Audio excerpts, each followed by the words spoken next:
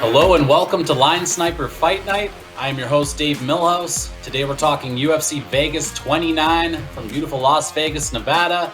We're back at the UFC Apex. We've got the small octagon. It's going to force a little more action. Should be really exciting Saturday night. I got my man Dan Levi here with me at Best Fight Picks. We're going to go through the main card. We're going to sprinkle the prelims. We're going to find you all the value so you can have a profitable Saturday night watching the violence. Let's get into it. Welcome to the show, Dan. Oh, man, thank you so much for having me. Thank you and as well as your producer, man. I know we had some technical difficulties, but we're finally making it happen. And it's always a historic event when the Korean Zombie's fighting, and he's fighting a tough SOB in Dan Ige. So I can't wait to break this one down. Yeah, he's one of my favorites to watch. Never a dull moment, that's for sure. Bound to be some blood on the mat after this one. Chan Sung Jung, Dan Ige. This was sitting on a pick'em for a while. Ige is starting to morph into a bit of a favorite here, out to minus 120, 125 on some books. Is that move justified, or is there some value still there sitting on Dan Ige? No, I mean, I think it is justified. Look, when you look at how both guys have been performing lately, Dan Ige is on an absolute tear. He's got knockout power in both hands. He's got a crafty ground game as well. So obviously the point that he's at in his career, it justifies him being the favorite. It's just I'm not quite ready to ride off the Korean Zombie yet, man. He's one of these guys that, for example, the Yair Rodriguez fight, he's dominating most of the fight, gets caught brutally, and then everybody counts him out. He goes out there the very next fight, and he doesn't just destroy Renato Moicano. He launches his head into the fifth row. I was there in Greenville. It's down the street from Atlanta. So, you know, me and my friends were trying to catch Moicano's head that went flying past us. You know what I mean? So when you count out the Zombie, that's when he has his best performances. My issue here is, so obviously that last performance against Ortega wasn't the best, but was it a case where, listen, Ortega, we can say what we want, but Ortega, he's only lost to Max Holloway. You know, he's the number one contender. He's about to fight Volkanovski for a title.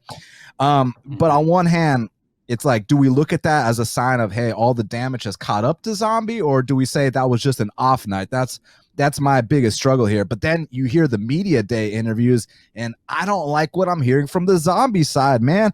He's saying that he wanted a 3-round co-main event. He doesn't want to fight 5 rounds. I'm like, Zombie, like, you're a main event fighter, dude. You've been a main event fighter for the last, decade. Like, what are you talking about? And then he said something else. He said, well, if I lose this fight, then I'll just be another Nate Diaz, another exciting fighter. I'm thinking in my head, I'm like, Zombie, you've been an exciting fighter for the last decade. Like, what are you talking about? Are you excusing this upcoming loss? Is that what's going on? Because I was on the fence. I was like, man, I don't really know. But then you hear them, and Ige is brimming with confidence. Ige, his wife just had a son, and Ige has been sacrificing time away from his newborn son to become a world champion. So it sounds like mindset-wise, I got to lean towards Ige, but I'm just not willing to count out the Zombie because, you know, he can shock people at any point. Look at his resume. Wins over Dustin Poirier, over a bunch of great fighters, Frankie Edgar, Moicano, et cetera, et cetera. So I'm going to go with Ige, but it's tough to count out the Zombie.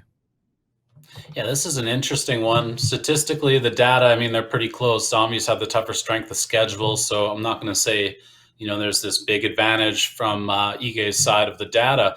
But when I go back through the fights and try to, sort out the data, this is where it gets a little weird. Has the Korean Zombie taken a step back, or was it an off night against Ortega? Maybe it was a bit of both. Brian Ortega is not really a great striker by any means. He's got a 38% significant striking accuracy over his career. Well, against the Korean Zombie, he went 59%. In round 1, he was 61%. In round 2, he was 62%. In round 3, he was 66%. I mean, this is Brian Ortega, man.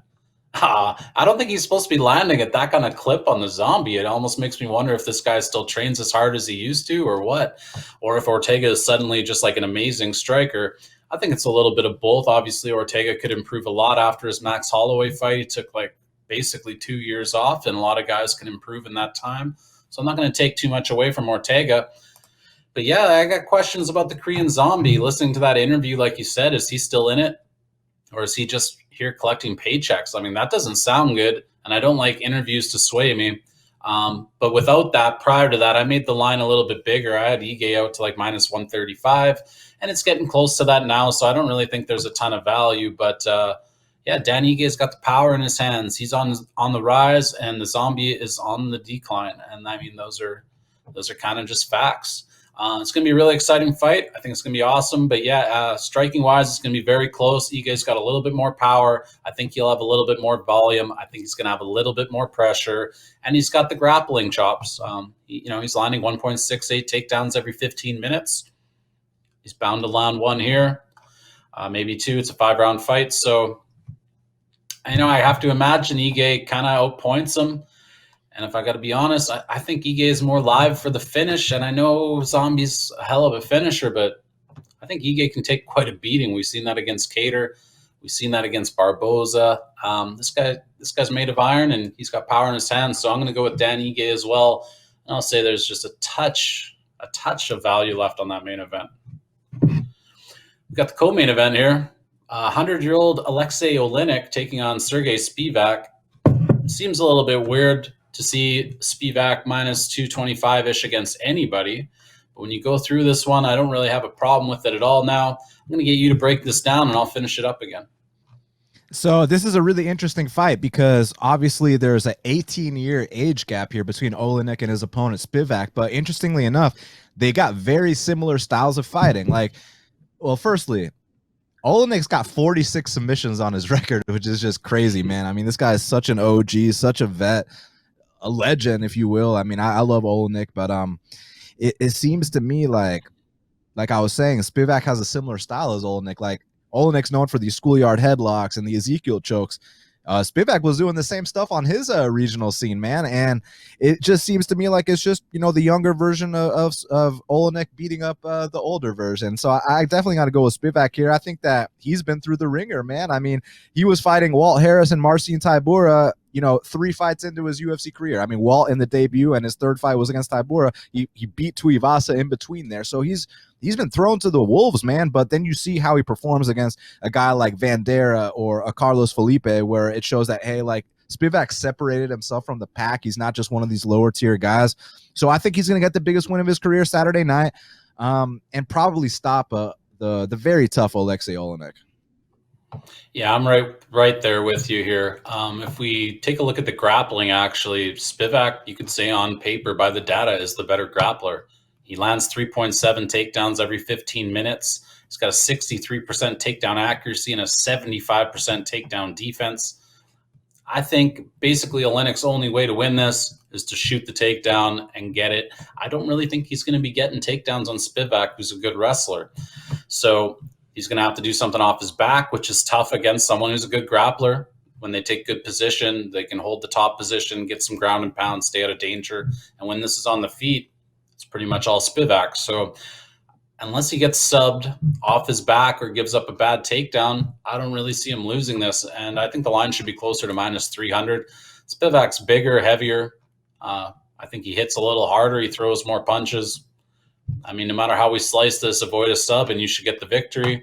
I got no issue at all laying that kind of chalk on Spivak here. I know most of the MMA community probably will, but they always have a problem laying chalk on a guy who's mediocre, right? Like a couple of weeks ago was Ben Rothwell fighting a 5'8", 300-pound guy who's never been in the UFC, and everyone's like, I don't know if I can lay that on Ben Rothwell. Yeah, right. Ben should have been minus 1,000, and Olynyk, I'm not saying this one should be minus 1,000, but Spivak's definitely worth the chalk here. Throw him in some parlays, have some fun. Marlon Vera, Davey Grant, interesting fight. Very interesting fight. I'm a bit of a Davey Grant fan after watching all his film just last week when I started it. This guy might be a little bit underrated. What do you think of Davey Grant, Marlon Vera matchup? No, I mean, I agree with you 100%. He's very underrated. And they fought before, actually, and Davey Grant beat Marlon Vera. The only thing is that he fought Ecuador Marlon Vera. Now he's got to fight USA Marlon Vera, because actually that first Davey Grant fight was the catalyst and the turning point for when Marlon Vera moved to the United States and started training here.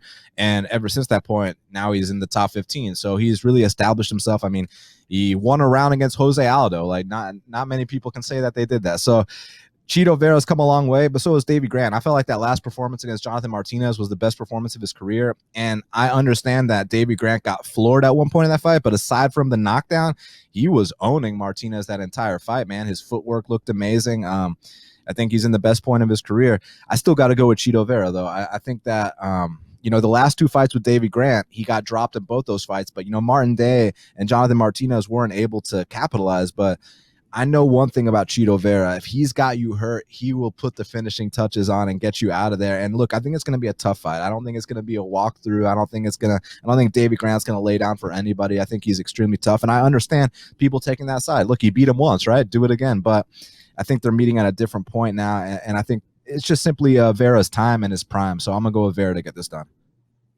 And Vera has also fought quite the strength of schedule in comparison. He's kind of been fed to the wolves and put a pretty good of account of himself, in those fights. It's not just the strength of schedule, but it's like, how do you look against them? And he was in those fights. And, you're right. He is in the prime and he's on his way up. As far as value goes, I don't know. I think this line should be more like minus 170. So I don't really think there's value on Chito. And realistically, that means there's not really value on Grant either, as he's sitting around a plus 170, plus 175. I don't really think that's enough to want to take a shot on him. Pick to win will be Marlon Vera, but this is going to be competitive and close. Davey Grant hits like a truck, and I know Chito's pretty tough, but it wouldn't shock me if either guy got hurt in this fight and it got finished, or if it dragged out. Anything can happen here. Yeah, it's very puzzling, hard to handicap. Pick to win, yeah, we'll say Marlon Vera, but man, I don't know. Davey Grant's live, and I think the odds makers did a really good job here. Well, I guess technically they didn't. It opened minus 300 for Vera. Yeah, 325. So that was a bad line, but the boys in the market, they fixed it. And now I think it's probably perfect, and it has stayed stationary for a little while. So I will say that. Davey Grant, good striking defense. This stands out to me. He's got a 63% striking defense. So 37% are getting through. He's landing 47 plus 10%. That striking versus expected metric is pretty solid, especially when you're landing 2.3 takedowns every 15 minutes. Yeah, I don't know. I wouldn't be looking to fade Davey Grant, and I think a lot of people will be. So maybe that's a good one to avoid. Julian Arosa and Sungwoo Choi. This is one early in the week where I thought Sungwoo Choi would be my first bet. I hesitated a bit. The line kept moving, and now I'm passing. How do you feel about this fight? Is that line move justified? I mean, look, man, I might be the wrong person to ask because I pick against Julian Arosa every single fight. And for a while there, it was a super profitable strategy. But now it seems like he's hitting his prime. He's having some better performances. But I still I pick against him every fight for a reason. He fights with his hands down, his chin straight up in the air. He's been knocked down. He's been knocked out multiple times. But he's definitely a tough out. Until you knock him out, he's going to be right there fighting you, man. He's a very tough out. He's very experienced. But speaking of experience, Sungwoo Choi, UFC debut, Movsar Evloev. UFC sophomore appearance, Gavin Tucker. So they haven't been giving this guy any easy fights either. And, he had those two tough fights, and now he's on this win streak. He beat Yusuf Zalal, who a lot of people consider to be a good prospect. And I think that now he's ready for this veteran test. So let's see if he passes it. I'm expecting a better Sungwoo Choi. One thing I like about him is his size for the weight class, and that's usually an advantage that Arosa has over a lot of people. That's not going to be the case here. Sungwoo Choi is going to be one of the first people. Well, I say one of the first people. I know Woodson's really big for the weight class too, but Woodson's more like a tall guy. He's just kind of skinny, whereas Sungwoo Choi is tall and he's got mass too. So I'm going to go with Sungwoo Choi here. I'm going to say he knocks out Julian Arosa. I like Sungwoo Choi to win this, but as far as line value goes, it's starting to get in that zone where I made the line originally in that minus 150 kind of range. So I can't really say there's much value in taking it. If we look at the props, though, maybe by a decision here, Choi by decisions in the plus 190 range. And ultimately, like you said, Arosa's a pretty tough out till you knock him out. Sungwoo Choi doesn't have the most volume in the world. He's only landing 3 strikes a minute. So could this go the distance? I think it could. And that plus 190 kind of stands out to me as a little bit of a value, because I do think this goes over the 2.5 rounds more often than not. And even having said that, we're seeing about a minus 130 on the over 2.5. Again, I think that should be more like minus 150, 60. So maybe a little bit of value on the over.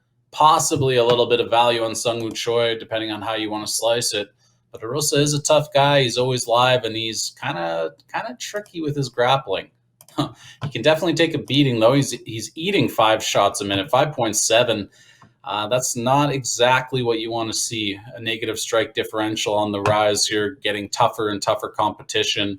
This fight with Woodson was pretty damn competitive.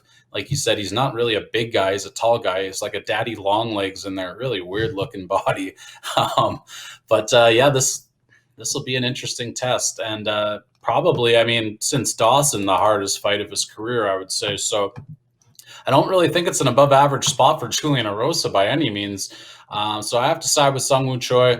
I think he's a little bit more complete, a little stronger, and a little bit better of a striker. But, by the data, not so much, really. He's only landing 41% of his strikes while eating 54%. That's really not good. But because he throws enough volume, he lands more strikes than he absorbs. So this is going to be a close fight. It's not going to be comfortable, and ultimately that's why I passed. But I do expect Sungwoo Choi to kind of edge this one out. Great main card so far. Here's another one that's sure to be a banger. Most people probably don't have on their radar, but Wellington Turman's taken on Bruno Silva. The line's right around a minus 125 now, I believe. Where is this guy? Yeah, about a minus 125.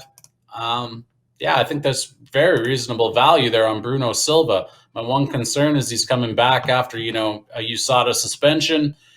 Well, not even back, but back to fighting. This is his UFC debut. So again, here we don't have data to go on at all for Bruno Silva. But from what I see in the film, the guy's got power in his hands. The one thing I don't like is that he shells up, lets guys unload on him a little too much. He's got that Alistair Overeem defense. But we look at Wellington Turman, and you just wish this guy would cover up once in a while. Every time he throws a punch, his head stays straight on the line. He is so open to be countered. He made Sanchez look like Israel Adesanya. Roberson beat the tar out of him, and Perez and him had a really good fight. I kind of thought Perez might have won that fight, so I'm not that impressed by Wellington Turman. Too hittable, doesn't land enough. He's only landing 2.75 strikes a minute while absorbing 3.7, and again, that's against guys like Sanchez, not a great striker. Perez, he's okay. He's not a great striker. Roberson's a pretty good striker. That's a tough debut, but I'm not that impressed with Wellington Turman, and I kind of expect him to get knocked out here. I've seen Silva drop quite a few guys now. I think it's coming. If you're not going to move your head, this guy's going to catch you and put you out. So I kind of am leaning towards Bruno Silva here. I know there's no data to support it, but very curious. What's your thoughts here? Is Wellington Turman going to take out the UFC newcomer here who's not on steroids anymore? It's a big question, right? I mean, look, I agree with you on the pick. I got Bruno Silva as well. The only things I disagree with you on are, the analysis of Turman's fights. I thought that the Roberson fight was a very close back and forth fight. I definitely scored it for Roberson, but I thought it was close. And then I thought he clearly beat Marcus Maluko. But that being said, it's basically a case where, we don't want Wellington Turman taking Silva's back. We don't want him, we don't want to test out our ground game against a guy like Wellington Turman because, that's what he likes to do, man. He takes your back. He chokes guys out. He's a very young, confident guy. The thing with Bruno Silva, and for those thinking this is Bruno Bulldog, this is not Bruno Bulldog. This is Bruno Blindado. He was supposed to fight Deron Win on that card I was telling you about with Korean Zombie versus Moicano. Dan Ige actually fought Kevin Aguilar on that card as well. And it was supposed to be Deron Win versus Bruno Silva.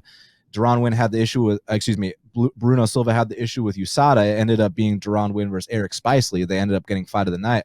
I thought Bruno Silva was going to knock out Deron Win. I was like, the knees are going to be too much for, a little 5'6" guy at, I believe it was 185. So, but man, so the thing with Bruno Silva is he goes to Russia. He becomes a world champion at M1. He beat Alexander Shlemenko. He beat Artem Frolov, and he didn't just beat them. He knocked them both out. He trains at Evoluciao, whereas Trinaldo comes from there.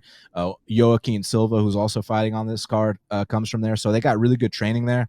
Now, his last loss in 2016, what happened there is what we don't want to happen here. We don't want Wellington Turman taking our back or anything like that. But it seems to me like Bruno Silva's made a lot of improvements since then. And he's also put on a lot of size since then. So I'm curious how he looks off the 2-year layoff. Is he still going to be as big? Is he going to look, a little deflated? I'm curious. But if we get the same Bruno Silva that was over there winning in Russia, I expect him to come out here and win Saturday night as well. I was peeping Bruno Silva's Instagram because I'm usually concerned about USADA suspensions and guys having to fight off the juice. He looks more jacked than when he was on steroids. I'm kind of confused, but he said he was innocent, so who knows? Well, maybe he was. He looks like an absolute beast on the gram right now. I don't know what kind of ab filters they have, but yikes. Yeah, he looks like he's in great shape. And so I decided, well, not going to worry about the USADA stuff. It happens to lots of guys who say they don't do anything. We'll find out Saturday night. But yeah, then this guy's got he's got a touch of death in his hands, kind of like another fight we'll probably be talking about right away. And I'm looking forward to that one as well. But first, we got Matt Brown and Diego Lima here. The aging Matt Brown, this guy just won't hang him up. He's a tough SOB, always going to be an interesting fight. There's going to be all kinds of blood in this one, I'm sure. What do you think? Diego Lima got a little bit of value sitting in the, minus 175 range as we're recording this? Yep, exactly, still minus 175. What do you think of that fight? It's interesting because they got history together. Matt Brown actually was the first man to stop his brother, Douglas Lima. And he actually did it down here in Georgia in like someone's basement. You should watch that fight if you get a chance. It was a wild ass fight between Douglas Lima and Matt Brown. So, Diego's looking to get revenge for his big bro. And I think he's catching Matt Brown at a perfect time. Look, Matt Brown's a legend. He's one of my all-time favorite fighters. He's got the most finishes in welterweight history. When you watch prime Matt Brown, I mean, that's the most beautiful display of violence you've seen. I mean, watch his fight against Pete Sell. Watch his fight against Eric Silva, Jordan Meehan, Wonder Boy, et cetera, et cetera. I mean, he was the first guy to beat Wonder Boy and Douglas Lima. So this guy's a legend as far as I'm concerned. Diego Lima, he's one of these cats that he's actually been improving every fight because he had a very shaky start to his UFC career. I think it was kind of a confidence thing because, I mean, he's got Douglas's body. He's got the left hook. He's got the big calf kicks. He's a black belt in jiu-jitsu. I think he just had to get the mental caught up. I think that last fight with Bilal was a good step in the right direction, even though he got his ass beat, no questions asked, but he had many opportunities to find a way out, and he didn't. He stuck in there, and I think that here against a guy like Matt Brown, who won't be able to push the kind of pace as Bilal Muhammad, I think Matt Brown used to be able to push that kind of pace, but, he's in his 40s now, so times have changed, my man, and I just see Matt Brown trying to be aggressive, but getting countered with a left hook, getting chopped down with calf kicks, and I think Lima probably gets a finish here, and that's all due respect to the legend Matt Brown. Yeah, I'm right there with you. I don't think Diego Lima will be a very popular bet when you're scoping through Twitter. But I do think it's a justified line here. I'm just not sure how much more spread it should be. Like you said, he's been improving, not necessarily winning. Oh, he has been winning a couple fights in between before he lost to Bilal, but I don't even think he looked bad against Bilal. Like, Bilal put the pressure on him, had a perfect game plan and everything, but he even had his moments in that. He landed some nice strikes. He's got the great leg kicks. Personally, I think Matt Brown is too willing to engage in war, and I think Diego Lima's got a little bit more hand speed, a little bit more power, and ultimately that'll probably be the difference. So, big time violence fight here. What do we have for an over under? It's currently about minus 125 on the over 2.5. I don't mind a sprinkle on a dog price on the under. Someone should get dropped here. It's going to be a hell of a fight, though. Definitely worth a watch. Tune into that one without a doubt. And then this is the other fight I was talking about with the touch of death in the hands. Chaos Williams taking on. Yeah, he's got big time power. Or it's just some variants that, we view as power, but he's fought 3 times in the UFC, and we know what happened in 2 of them. So I'm going to say this kid's got some power for somebody his size. And on the other side, this Semmelsberger, I like everything I've seen in the film. Now, he doesn't exactly have a good strength of schedule. He did what he should have done to these guys, but he's really putting out the volume. He's landing almost 8 strikes a minute at 50%. That's really, really good. Positive strike differential, positive on the striking versus expected metric. He's landing 2 takedowns every 15 minutes at 100% accuracy, 100% takedown defense. I mean, by the data, you like what you see out of Semmelsberger. In the film, I like it too. I like his pressure. It's going to be a great fight. Anyone who's going to pressure Chaos Williams, we're going to see fireworks. This is going to be beautiful. So I'm viewing this a couple ways, and we'll see if you agree with me, but I think Semmelsberger's very live to win this fight by decision, and he's probably also live during it. But as far as scorecards go, I think it's very reasonable to think he'll be up because of his volume. Williams only landing 4.4 strikes a minute.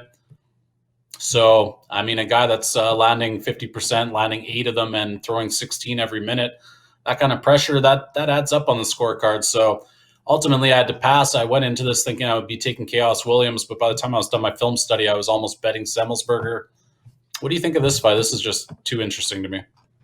I wouldn't look at the numbers here, man, because yeah, he's got Matt Semmelsberger's got those numbers, but he got those numbers fighting Jason Witt and Carlton Minus. And Jason Witt probably has the worst chin in the history of the sport, and Carlton Minus has no business in the UFC either. So, I mean, imagine what chaos would do to those two. You know what I mean? It would be they might have to like get the EMTs out if chaos fought either of those two. You know what I mean, man? And here it's tough to predict because it's like, if Matthew tries that same output here and he tries to put the pressure on Chaos, there's going to be a big counter waiting for him.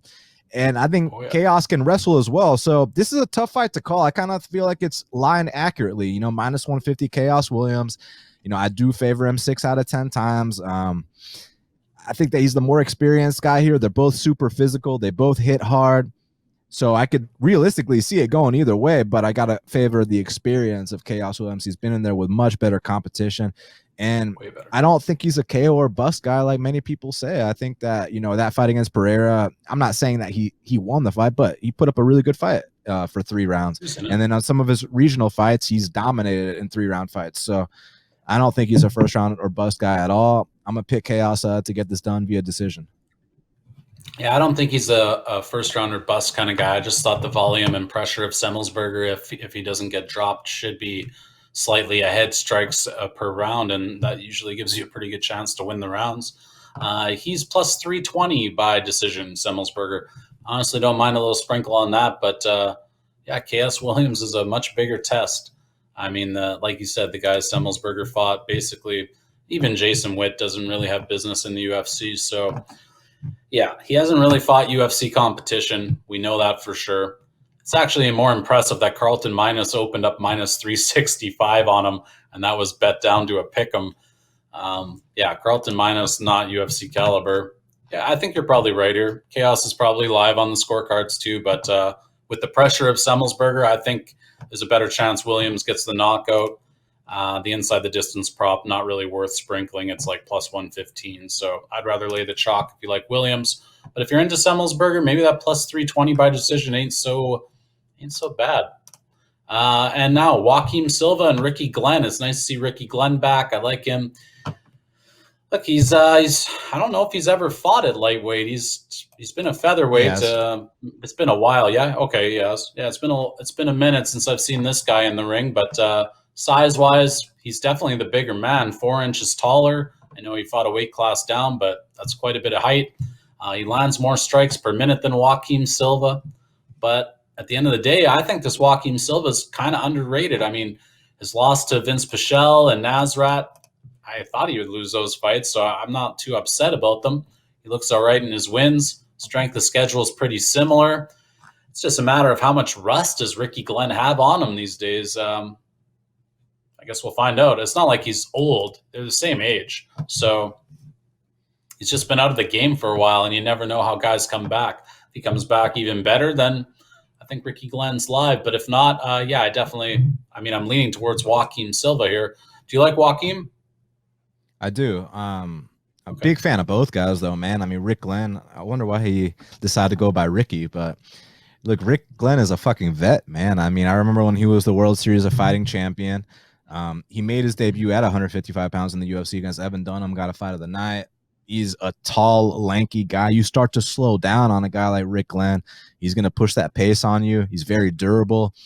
And Joaquin Silva, he's not tall like Rick Glenn. He's kind of shorter, but, man, he throws big bombs. He's a very physical guy. His takedown defense is on point. He's got a black belt in jiu-jitsu. He also comes from that Evolucio gym with Bruno Silva and Francisco Trinaldo. So, you know, they're getting some good training in over there. I'm not worried about the layoff on either side. I think both these guys are experienced enough to where it's not going to really make too much of a difference. But I think that Ricky Glenn gets tagged up a little bit too much for my liking, and that's not something you want against Joaquin Silva. They're gonna stand and trade until one man falls. I'm gonna say Joaquin Silva gets it done, either KO or decision.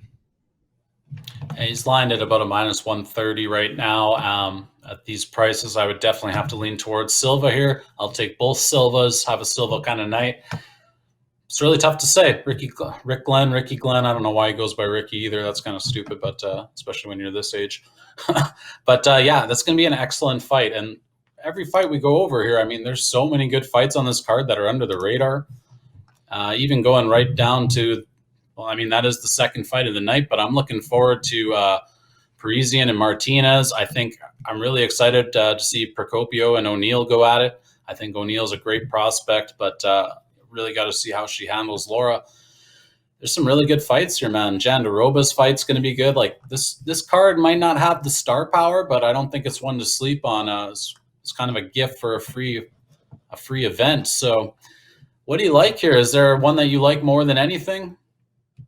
Yeah, I mean, of the ones we haven't talked about, I mean, listen, Jandiroba and Murata should be super exciting. Jandiroba, obviously a black belt in jiu-jitsu. Murata, very strong wrestler. So, look, sometimes when you get two grapplers, they stand and trade the entire time. Like you remember Jandiroba versus Dern, they had like a nice little bang fest. I think that here we might get back to the grappling because it's not jiu-jitsu versus jiu-jitsu. Here it's jiu-jitsu versus wrestling. I think they might want to show who the more dominant grappler is, and if they do that, there's going to be a lot of transitions. There's going to be a lot of scrambles. It's going to be very pleasing on the eye. So I'm very excited about that. And then obviously Joaquin Silva and Glenn that we just talked about. You mentioned Parisian and Martinez. I mean, I've had a suspicion that Martinez might not belong in the UFC, and Parisian's definitely the biggest step down he's fought. Well, I say that. He lost to Dontel Mays, so I don't even know if that's true, man. Let's see. Look, let's see how Parisian handles this, because Parisian, if he's truly UFC caliber, he should dispose of this guy. So let's see. Yeah, as far as I mean, they're all exciting. I really think that Murata and Jandiroba is going to be great, and we'll learn a lot about them there. I thought I was going into that betting Jandiroba, but by the time I was done my film study, there's just no way I could pull the trigger. But if I leave you with anything, I think Sergey Spivak's probably the best value on the board, safest out. Yeah, that would have to be it. I know it's a little chalky, but that's the most confident pick I think I have. Everyone else seems to have an easier path to victory. I don't think Olynyk's going to have much success taking Spivak down, so his clear path to victory is going to be a very tough road to travel down. So I'll leave you with that. I like Sergey Spivak. Thanks for joining me, and we'll see you guys all again next week. We're going to have another fight night to talk about and some more value to sprinkle. So take care. We'll see you then.